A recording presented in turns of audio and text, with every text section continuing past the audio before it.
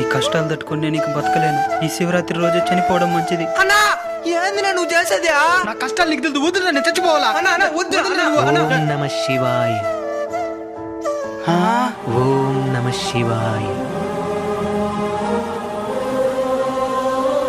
భరించలేని కష్టాలు స్వామి. శివయ్య నిన్ను గొప్పవాణ్ణి చేయాలనుకున్నాను నాయనా. నేను రాకపోయింటే చచ్చిపోయింటాడు కదా స్వామి. నిన్ను తన దగ్గరికి పంపిందెవరు? మీరిద్దరు నన్ను చూసేలా చేసిందెవరు?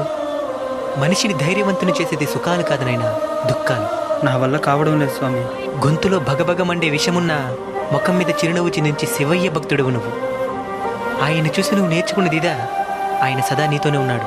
ధైర్యంగా ముందడిగి. దేవుణ్ణి ఏ కోరిక కోరుకోవాలి స్వామి? దేవుణ్ణి కోరికలు తీర్చమని కాదు, కోరికలే రాకుండా చేయమని కోరుకోవాలి. అవును, చెప్పడం మర్చిపోయాను. మహాశివరాత్రి శుభాకాంక్షలు.